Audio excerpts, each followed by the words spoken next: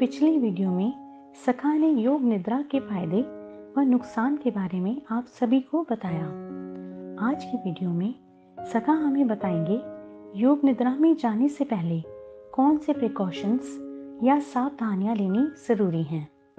वह अगली वीडियो देखना ना भूलें। योग निद्रा की प्रयोग विधि। तो मैंने तो सीधे पंगा लिया। मैंने तो उनको भी योग निद्रा सिखाई जो 2-3 दिन के लिए आए थे। उनको प्रिकॉशंस थोड़े बहुत बताए, उन्होंने वो भी नहीं माने, क्योंकि वो तो समझे 2-3 दिन में हो गई कहानी। ये मेरे एक देखने के ढंग रहे। तो ये सबसे बड़े खतरे हैं। अब इनसे बचे जाने के उपाय मैं तुम्हें बताऊं, फिर योग निद्रा का मैं तुम्हें एक छोटा सा प्रयोग बताऊंगा जो डेमो के रूप में होगा। पूर्ण प्रयोग मैं नहीं बताऊंगा इसमें। मैं तुम्हें अभी जो बताऊंगा, तुम मेरे पास हो तो मैं तुम्हें सब कुछ बताऊंगा, लेकिन जो दूर हैं उनको मैं डेमोज दूंगा केवल, क्योंकि पूरे प्रयोग से खतरे हैं। अभी पूरे प्रयोगों को नहीं संभाल पाएंगे, इसलिए पूरे प्रयोग मैंने निकट के लिए बचा के रखे हैं कि जो मेरे निकट आएंगे, जो मेरे साथ रह के कुछ दिन करेंगे, उनके लिए पूरे प्रयोग बताऊंगा। ये आगे चल के संभव होता जाएगा तो धीरे धीरे हम बताते जाएंगे, लेकिन अभी वो प्रयोग बताएंगे आपको डेमो के रूप में कि आपने पूरी जिंदगी ध्यान किया, 20-20 साल से आप ध्यान कर रहे हैं, आपको कुछ नहीं हो रहा। आप ये डेमो करके देखो, आपको खुद पता लग जाएगा क्या है। मुझ पे मालूम बड़े आरोप लगते हैं। बहुत लोगों ने मुझ पे ये आरोप लगाया कि स्वामी जी के पास जाओ, वो अफीम वगैरह खिला देते हैं, इसलिए लोगों को बड़ा मजा आने लगता है उनके पास। तो भाई अफीम का खर्चा मैं करूंगा, ये गजब की बात है ना। और आदमी यहाँ खुद ही आ रहा है। तो ये जो आरोप हैं, मैं कहता हूं अपने घर करके देख लो, तुमको वही मजा आएगा। बिना अफीम के मजा आएगा। हम तो खर्चा है, मेरा खर्चा भी बचा, अफीम का खर्चा भी बचा, तुम अपने घर में ही कर लो। तो इस तरीके के मैं डेमो दे रहा हूं, तो वो बाद में दूंगा, क्योंकि वरना ये होता है कि अगर प्रसाद पहले बांट दिया जाए तो लोग प्रसाद लेके ही भाग जाते हैं, प्रवचन सुनते नहीं है। तो इसलिए प्रसाद आखिर में दिया जाता है। पहले झेलो, हमें इतनी देर झेलो, है ना। हमारी कम से कम थोड़ी टीआरपी बढ़ेगी कि हमको झेल रहे हैं। तो पहले हम प्रिकॉशन बता दें। प्रिकॉशन 4-5 तरीके के हैं। पहला प्रिकॉशन, आपको 3 दिन तक एक लोबान आता है, लोबान जो जलाया जाता है, जिसकी धुनी दी जाती है। 3 दिन तक आपको अपने घर में लोबान की धुनी करनी है। 3 दिन तक लोबान की धुनी करी जाती है। उसका तरकीब है कि आपने शाम को धुनी करनी है। शाम को लगभग समय आपको ऐसे चुन लेना, मान लो जिस वक्त सूरज ढल रहा होता है तो बीच का समय चुनना है। तो बीच का समय वो आप अपना टाइम बना लो, घड़ी देख लो कि आपको ये समय करना है। तो 3 दिन वो होना जरूर चाहिए, ये बात भी प्रयोग है। तो उसमें लोबान को पहले आप खरीदें बाजार से। लोबान को बाजार से खरीद के आप अपने घर में सबसे पॉजिटिव स्पेस जो है आपके घर का, आप वहां रख लें। रखने के बाद 3 दिन तक आप शाम को नहा धो के, एक ही आदमी जो इसको करेगा वही आदमी नहा धो के उस धुनी को पूरे घर में कर दें, लैट्रिन बाथरूम तक में कर दें। कोई पूजा नहीं, कोई मंत्र नहीं करना है, सिर्फ उस धुनी को कर देना है। तो उस धुनी को 3 दिन तक करना है। पहला। स्वामी जी, लोबान ही क्यों? इसके कारण है, समझते चलें एक एक चीज को। लोबान क्या करता है, जैसे मैंने कहा कि नेगेटिव एनर्जी मेरे पास आके जब आप प्रयोग करते हैं तो सबसे बड़ा फायदा यह है, यहां में नेगेटिव फोर्सेस आपको बिल्कुल परेशान नहीं करेंगी, क्योंकि वो बिल्कुल विलीन है। यहां मेरे अनुपस्थिति में या मेरी उपस्थिति में, यहां पे जहां पे मैं रह रहा हूं, अगर मैं ना भी हूं तब भी फायदा करेगी। तो यहां पे वो नेगेटिव फोर्सेस नहीं है। तो वो नेगेटिव फोर्सेस जो हैं वो आपके घरों में खूब होती हैं। लोबान क्या है? लोबान एक ऐसा गोंद है, एक ऐसा जो कि पेड़ में जैसे रस निकलता है उससे पैदा होता है। हर तरीके के एनलाइटेड पर्सन ने अपनी उपलब्धि के साथ किन्हीं चीजों का वर्णन किया। जैसे नानक ने कहा कि परमात्मा नाद है, मोहम्मद साहब ने कहा अल्लाह की खुशबू है।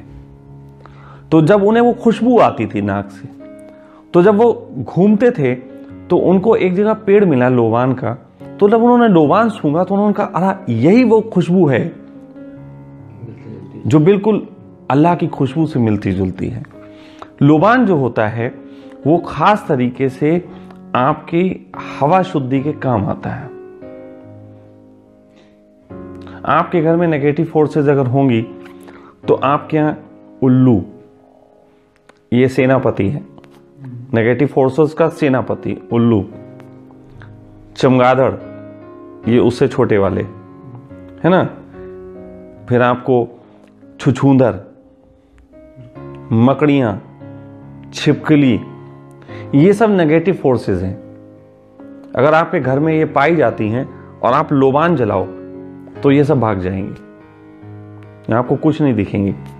अब आप कहोगे इनके दिखने से ये धुएं से भाग सकती, तो आप और धुएं दुनिया भर के हैं, जला के देख लो, है ना, लेकिन लोबान से भागती। तो नेगेटिव फोर्सेस हैं। ये छिपकलियां गंदी नहीं है, उल्लू गंदे नहीं है। जिस तरीके से हम लोग ऑक्सीजन लेते हैं और पेड़ कार्बन डाइऑक्साइड लेके हैं, उसी तरीके से जो शुभ लोग होते हैं उनको शुभ चेतना के लिए पॉजिटिव फोर्सेस चाहिए, और ये जो होते हैं इनको नेगेटिव फोर्सेस में ही मजा आता है। इसलिए ये नेगेटिव फोर्स इनके लिए भोजन जैसा है। तो यदि आपके यहां भोजन नहीं है तो कोई रहेगा क्यों? तो असल में छिपकलियां नहीं भागती, ये सब नहीं भागती, असल में इनको भोजन की कमी हो जाती है। इनको भोजन की कमी होना ही इस बात का संकेत है कि आपके चारों तरफ नेगेटिव फोर्सेस नहीं है। जब नेगेटिव फोर्सेस नहीं है तो आपका एनवायरनमेंट कम से कम प्रिपेयर हुआ। 3 दिन तक करना चाहिए लगातार।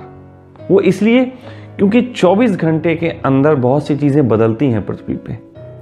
3 का बड़ा आंकड़ा है, वो लंबी चर्चा ना हो जाए इसलिए मैं इतना ही कह रहा हूं। 3 का बड़ा आंकड़ा है, 3 का बड़ा प्रभाव है। जैसे हथौड़ी भी मारते हैं तो आप नोटिस करना कि अगर आप सही से चोट करते हैं किसी कील को ठोकने के लिए तो एक पे एक 3 प्रहार तो हो जाते हैं। चौथा या तो देख के किया जाता है, या बहुत कम होते हैं जो 4 5 6 7 8 9 10, वो तो मैं बेवकूफ कहूंगा, वो तो सही में 3 ही प्रहार होते हैं। तो 3 प्रहार 24 घंटे में इस तरीके से, और जो व्यक्ति कर रहा है क्योंकि वो पॉजिटिव सोच के तहत कर रहा है, अध्यात्म में जर्नी के लिए कर रहा, इसलिए उसकी पॉजिटिव सोच के साथ करना ही फायदेमंद है। इसीलिए एक ही व्यक्ति को करना चाहिए। ये नहीं है कि घर में का रामू काका तुम कर लेना, है ना, इसमें तो बाबूजी को ही करना पड़ेगा, रामू काका नहीं करेंगे। जिसको करना है उसको ही करना पड़ेगा, और पूरे घर के इसके लाभ हैं, कई तरीके के लाभ हैं। तो पहला तो आप इस तरीके से लोबान का प्रयोग कर सकते हैं जो कि आपको नेगेटिव फोर्सेस से बचाता है। दूसरी एक चीज है, वो है वजू। मुस्लिम, ये भी मुस्लिम से आया है। वजू है इतने इतने हाथ पानी से धोना, इतने इतने हाथ। इसे करने से पहले इतने इतने हाथ, पैर घुटनों तक और चेहरा, ये 3 चीजें पानी से धो के जाना चाहिए। बिस्तर में जब ये प्रयोग आप करेंगे लेटने से पहले, तो इसको बिस्तर में जाने से पहले आपको ये करना पड़ेगा वजू। हाँ, वजू के भी कारण हैं। उनके कारण ये हैं कि ये एनर्जीज इन्हीं से रिलीज होती, इन्हीं से निकलती, हमारे पैरों की उंगलियों से, इनसे। और साथ साथ ये एनर्जीज का खेल हटा दो, इंद्रियों का खेल है। हमारी इंद्रियां नौकर है ना, नौकर एक बिना नहाए काम पे आए, एक नहा के काम पे आए, अंतर हो जाता है। जिस दिन नौकर से कहें कि आज यहां कुछ काम खास होने वाला है, आप सब अटेंशन होके पूरी ड्रेस में आइए, आप नोटिस करना जिस दिन आप उसको अटेंशन लगा देते हैं उस दिन नौकर ज्यादा अच्छे से काम करने लगता है। तो जब आपकी इंद्रियां, ये असल में इंद्रियों के सेंसर्स हैं। देखो हमारी आंख, कान, नाक, मुंह, 4 इंद्रियां। 5वीं इंद्री स्किन होती, लेकिन स्किन नहीं इंद्री, स्किन पूरी इंद्री नहीं है। इंद्री है जिनसे हम आभास करते हैं, मतलब ये स्किन नहीं है, ये इससे ज्यादा आभास नहीं करते। आभास हम करते हैं पैरों से, गोबर में पैर पड़ जाए किसी, हम आंखें बंद करके चलें तो पैर आभास कर लेंगे कहाँ है, हाथ छू के हम आभास कर लेंगे कि हमारे निकट कौन है, और ये इंद्रियां सुन के, देख के, नाक से, इनसे आभास कर लेती हैं। तो जब हम इंद्रियों को शांत होने को कह रहे हैं, तो यदि हम इनके साथ इनको नहला के, इनको साफ करके और जाएंगे, हमने नहाने को क्यों नहीं कहा, रात का प्रयोग है, हम नहाने को कह सकते थे। जो नहा ले बढ़िया है, नहीं नहाए तो कम से कम वजू जरूर करे। जरूर कह रहा हूं, फिर ये नियम के साथ होना चाहिए। ये जितनी भी बातें बता रहा हूं, इनमें से एक भी बात अगर नहीं मानोगे तो वो काम नहीं हो पाएगा जिसकी मैं बात करता हूं। अब ये बात हो सकता है कट्टरपंथी लगे कि ये तो थोप रहे हैं, थोप नहीं पड़ती है। कुछ तो करते हो ना, इतना हु कर लिया, सब कर लिया, तो इसमें क्या है। आपको 3 महीने में 3 दिन तो आपको लोवान करने हैं।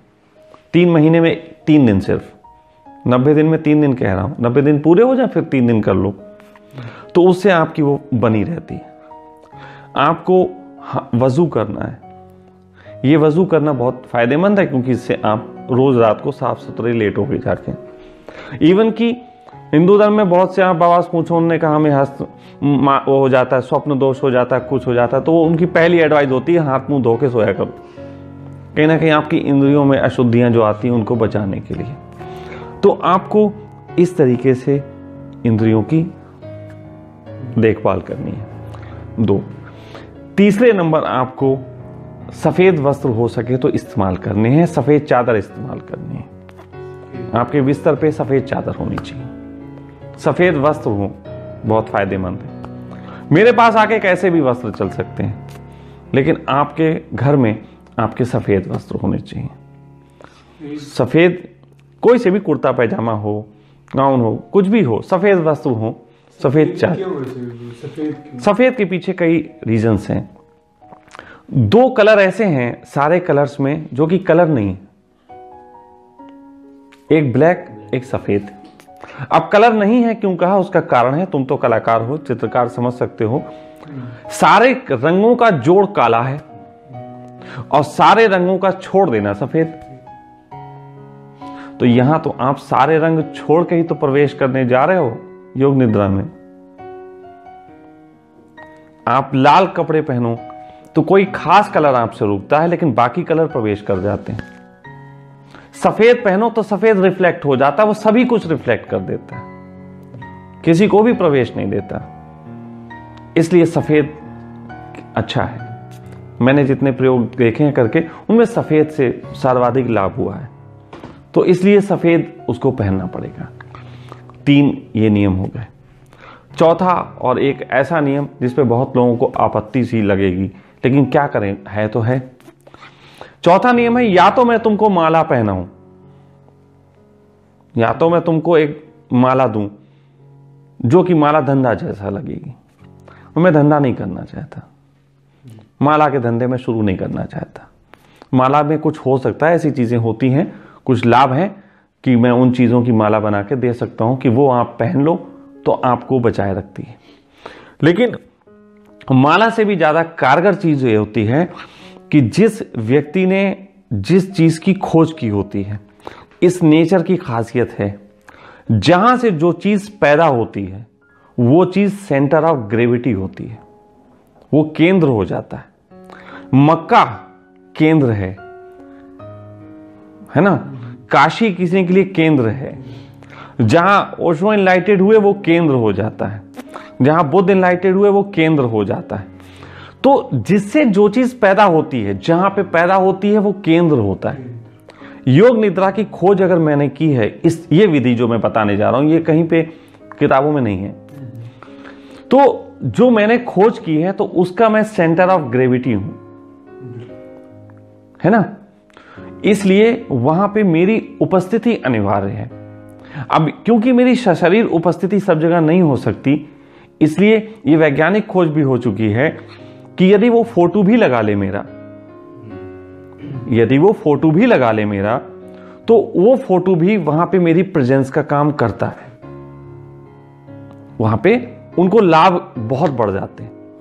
अब बहुत से लोग हो सकता है ये कहें कि हम तो नहीं लगाते, ना लगाओ। लेकिन जिस व्यक्ति को जिस व्यक्ति का फोटो लगाने से तुम्हें ऐतराज है, इसका मतलब है तुम्हें उसकी दी गई चीज पे भी संदेह है। यह साइकोलॉजिकल आधार बता रहा हूं। और यदि किसी व्यक्ति की दी गई चीज पे तुम्हें संदेह है तो लाभ क्या खाक लोगे? अरे तुम पत्नी के साथ बिना मोहब्बत के सो जाओ तो तुम्हें वो आनंद कभी नहीं मिल सकता जो एक वेश्या के साथ भी मिल जाता है मोहब्बत में। तो सीधी सी बात है, ये चौथी शर्त भी बड़ी अद्भुत है और ये माननी पड़ेगी कि आपको उस कमरे में जहां आप ये प्रयोग करते हैं, आपको मेरा फोटो लगाना पड़ेगा। भले बोरखा पहना देना, एक पर्दा रख लेना, जब पापा आए तो फोटो डाल देना उसमें ऐसे, और दुष्ट आदमी मेरा फोटो तुम्हारे कमरे में कर क्या रहा, वो चलेगा। लेकिन आप प्रयोग करते हैं तो वहां पे मेरा फोटो होना चाहिए। वैसे इतना कह दूं कि यदि आप पापा से छुपाते हो तब भी 50% तो आपने संदेह कर ही लिया। 50% तो संदेह कर ही लिया, तो लाभ भी फिर 50% ही मानो। तो ये 4 शर्तें हैं जिन्हें पूरा करना पड़ेगा।